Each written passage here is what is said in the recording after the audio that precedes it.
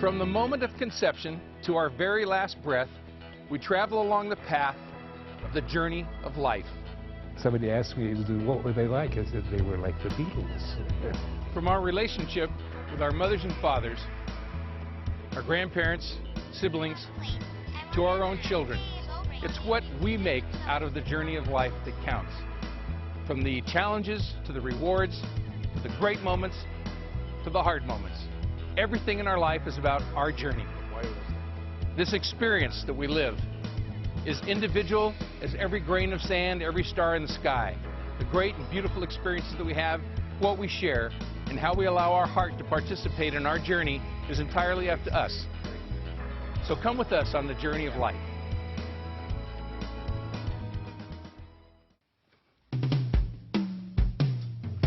For thousands of years, man has created devices that capture the Earth's perpetual energy. Steve Riemann, a world-renowned metal sculptor, does it for the sake of art and to capture a life with balance and harmony.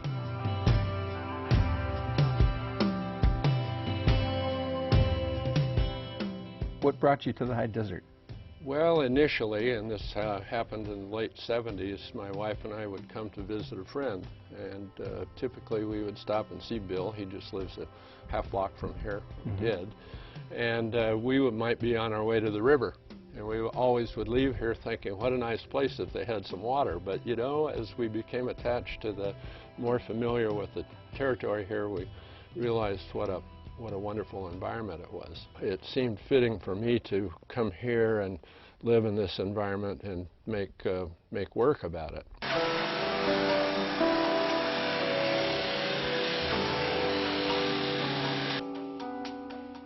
Can you tell us a little bit about how, when that first thought enters your mind, where it goes from there?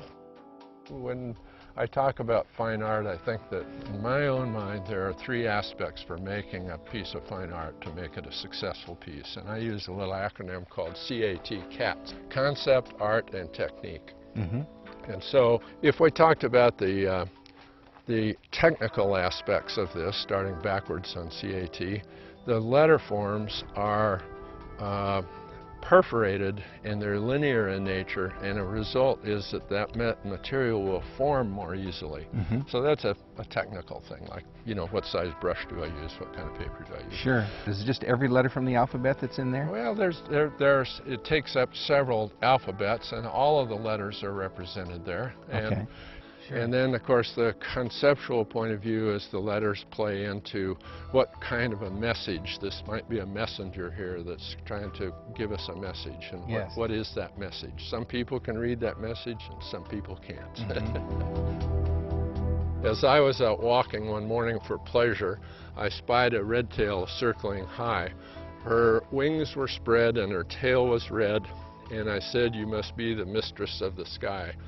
She looked down with grace and smiled at my race with the sun as it crossed the sky. To you, mankind, with your strange notions, who foul my desert and pollute my oceans, take a lesson from my flight, don't hurry the night, for I can see, as I circle my home, that your misfortune may be my own.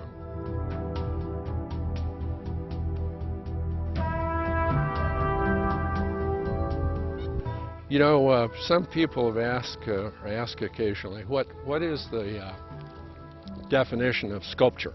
Yes. And you know, if you think about sculpture as being a three-dimensional object that communicates an idea or a feeling, I think that's a good definition of that. And that's certainly something that we're trying to do as artists, is to express this feeling that's within and share that with other people. And sometimes we know specifically what that is, and sometimes we're just moving toward that in an intuitive way.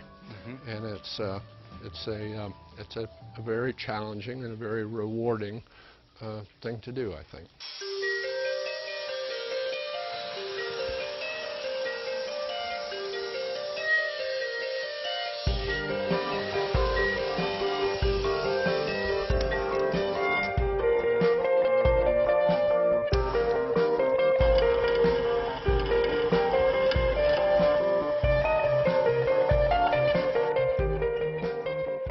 You find my sketchbook here on the end of the counter, I keep it here so that it's handy to me, particularly in the evening time when I've come over from the studio. And much of what you see here are informal ideas that are incomplete and that I wish to keep for myself and for future reference. I'm one that thinks that there is no such thing as a bad idea, but there are lots of incomplete ideas. But when you link one to the other, we can come up with some magical things. And you can see that I work this thing up both 2- and 3-dimensionally at the same time.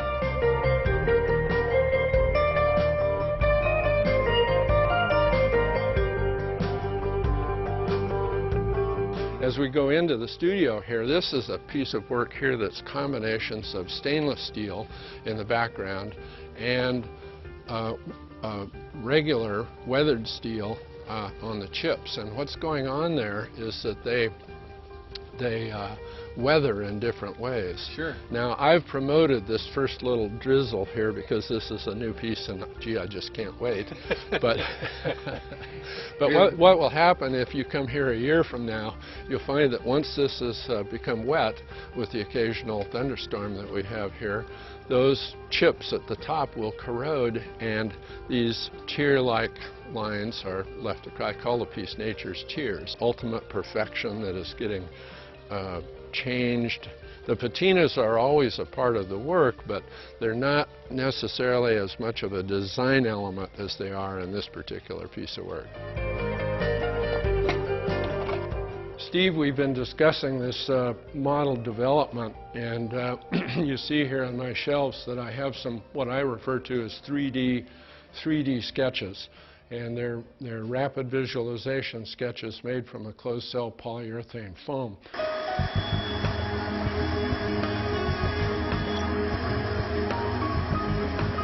A shape here that is reflected in my sketchbook, and then I can further develop this with a set of Riffler files or various other kinds of tools that I might use to shape these pieces. Some pieces are shaped more, some less. When I need to tighten up the concepts and fill in some of the blanks that might be in the drawings, sometimes you can tell little stories, little fibs to yourself, and this kind of keeps you telling the truth. I see. Yeah. And then when need be, and I work on a public work, and I go ahead to develop a model a little further, I go ahead and use the materials that will be used in the project, the weathered steel and a stainless steel, and I actually make the kinetic elements kinetic. And while this scale of model doesn't work precisely as the larger elements do, it's close enough to have the committee get the idea. These move in a very unpredictable way. About the time, rather than just turning round and round and round, the breeze will first strike the vein from this direction, and as it turns to this position, then it strikes it from this position. Thus, there's some braking and some acceleration that occurs that is just unexpected. It's another way for us to kind of get into contact with nature. And around here you'll see sundials and you'll see other things that make us aware.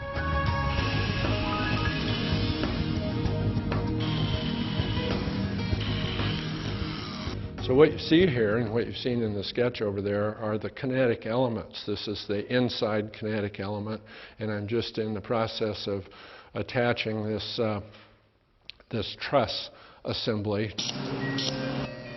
Two of the covers that will cover the rounds on the elements, and they've been rolled. They have a very small dome in them. It's a little hard to see when it's not flat, but there's a very small 1-inch high dome.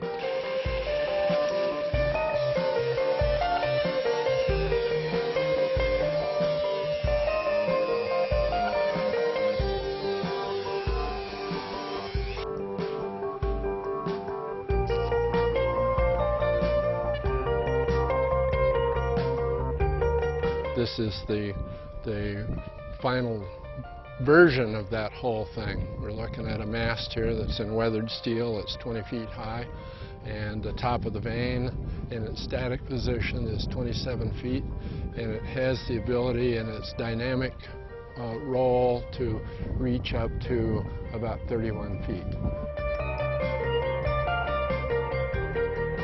When you step back after you've finished a piece of art like this and others, do you ever just break down emotionally because it's so overwhelming what you've done? I'm highest on the new work, let me put it that way, and usually that high lasts for a day or a week or whatever. So that's on this scale and all, it's lasting longer than that. I'm always going to play that game of, you know, if I could just push this envelope a little further. And it's, you know, obviously it's the journey that I'm involved in, it's not the destination. Steve Rieman describes himself as a regional artist, but from what we've seen here today and the song that's in his heart and the way he expresses it within his art, I think he's more of a universal artist, and it's been an absolute pleasure sharing that song in your art today, Steve. Thank you so much. Thank you. If you care to, we'll go down to the cabin and have a glass of lemonade. That sounds great to me. All right. Let's do it.